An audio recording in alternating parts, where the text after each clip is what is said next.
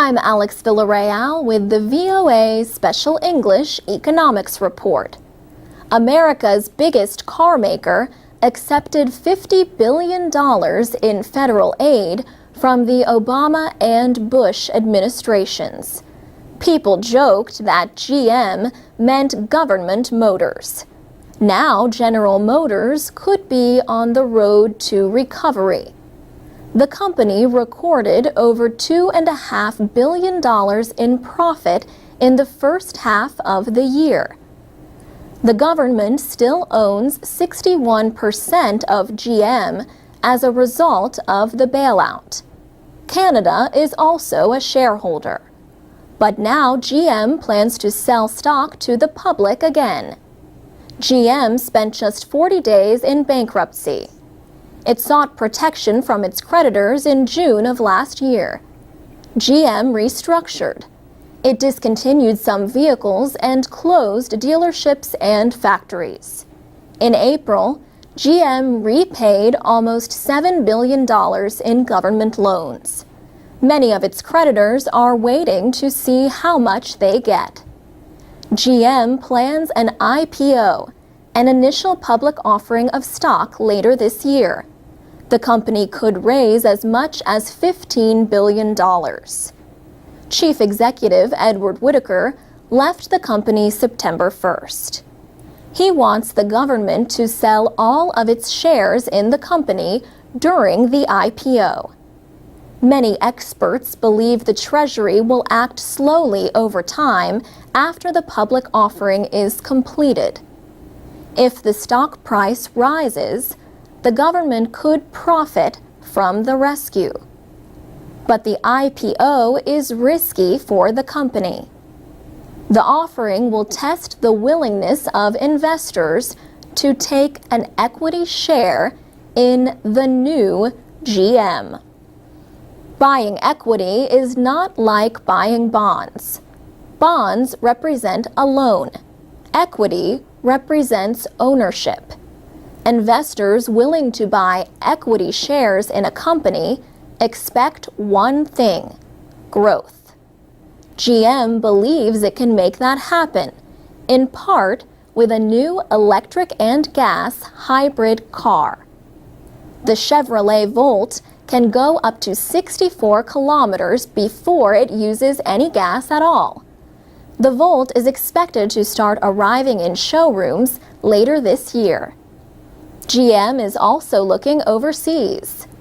The world's fastest-growing car markets are in developing nations. GM is now selling more cars in China than in the United States. GM still leads the American market, although Toyota is now the biggest car company in the world. There are signs that America's big three car makers may have put the worst of their recent troubles behind them. Chrysler also went through bankruptcy and says its sales are up. Italy's Fiat holds a 20% share. Ford Motor Company avoided bankruptcy and refused government help. Ford reported close to $5 billion in profit for the first 6 months of the year. For VOA Special English, I'm Alex Villarreal. This is the VOA Special English Economics Report. The best example of something is often called the gold standard. It sets the standard against which other things are measured. In economics, the term describes how major trading nations once used gold to set currency values and exchange rates. Many nations continued to use the gold standard until the last century. In the United States, people could exchange paper money for gold from the 1870s until 1933.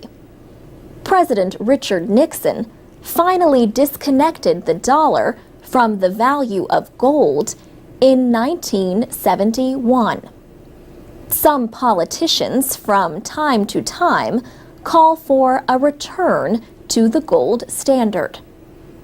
But in 1978, the International Monetary Fund ended an official gold price. The IMF also ended the required use of gold in transactions with its member countries. Since that time, gold prices have grown, but unevenly. Prices, uncorrected for inflation, have hit record highs recently, above $1,400 an ounce. But people keep buying. Nyang Chan Nguyen is a gold shop owner in the Cambodian capital, Phnom Penh, and says, "Some of my customers have even bought more as they believe the price will probably go higher. I sell more gold at these higher prices." Some people are gold bugs. These are investors who say people should buy gold to protect against inflation. People have valued gold for thousands of years. The soft, dense metal polishes to a bright yellow shine and resists most chemical reactions. It makes a good material for money, political power, and, more recently, electrical power. If you own a device like a mobile phone or a computer, you might own a little gold in the wiring. The gold standard was the subject of one of the best-known speeches in American political history.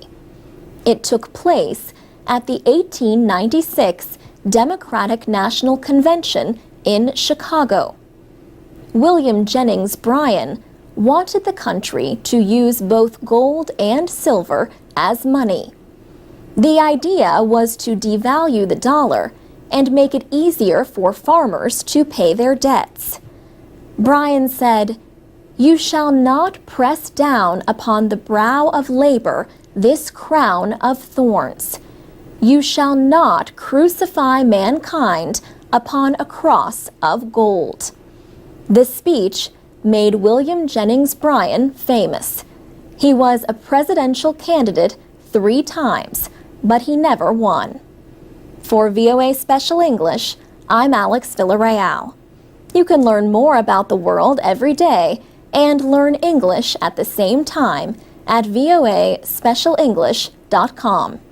You can also connect with us on Facebook and Twitter at VOA Learning English. This is the VOA Special English Economics Report. China says it has passed Germany and become the world's top exporter. Exports totaled more than $1 trillion last year. That was down from 2008, but about 30 billion more than Germany.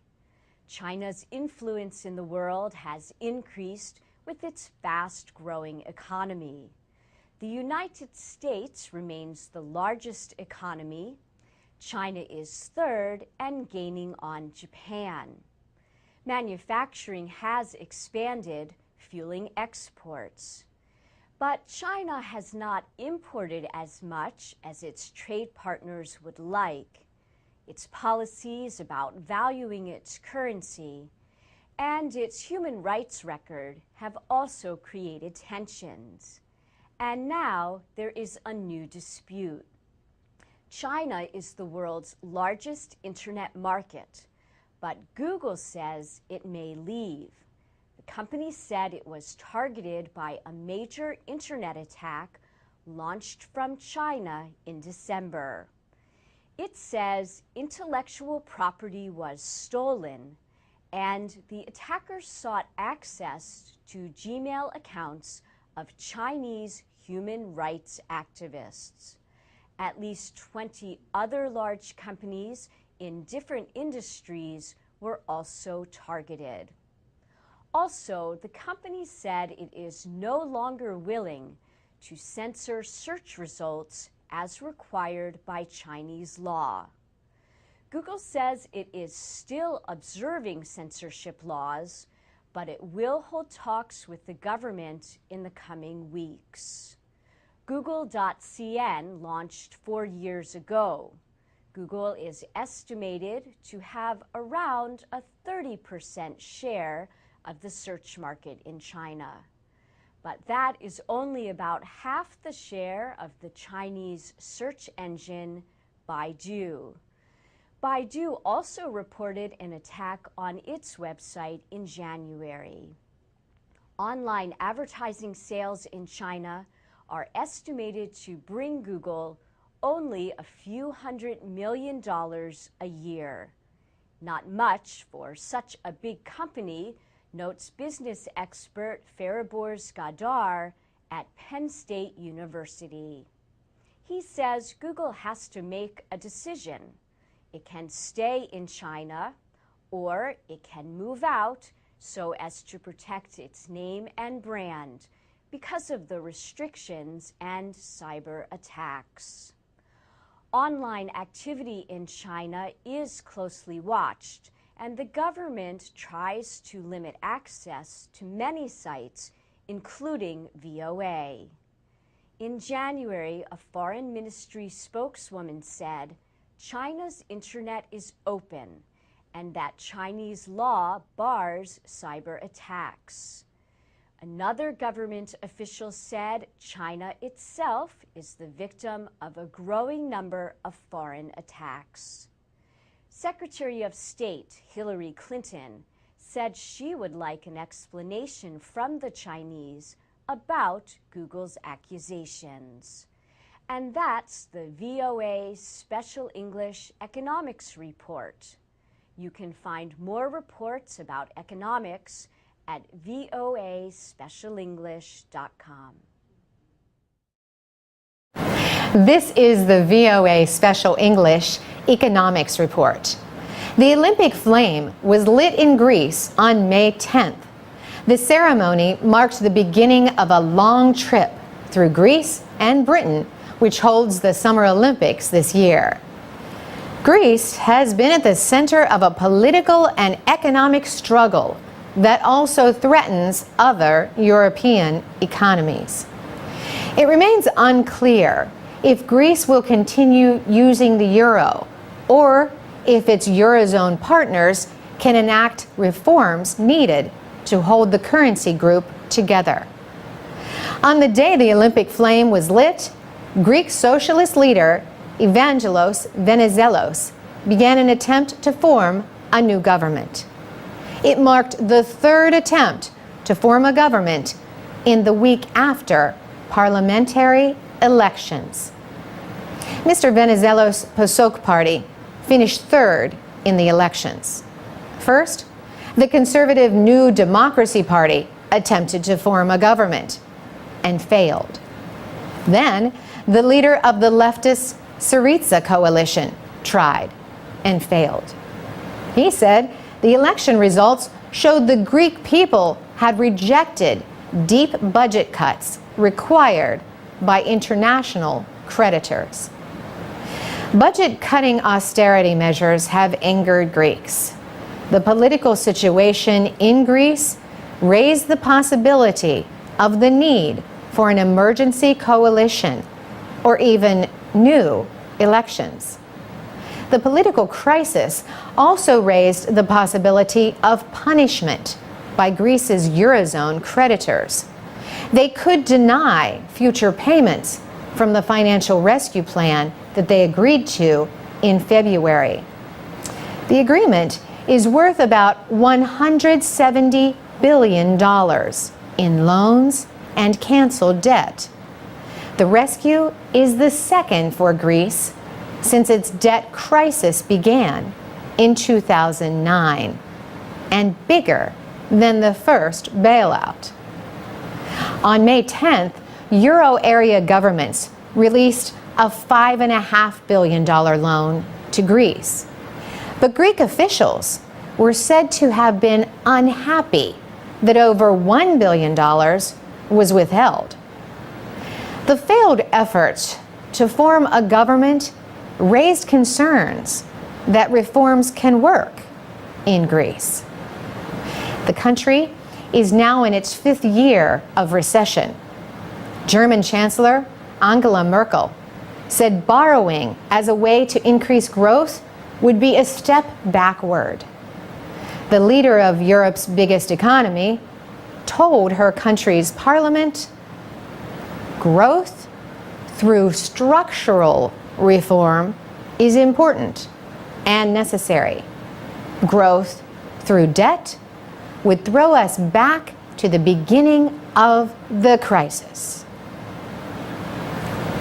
For VOA Special English, I'm Carolyn Presutti.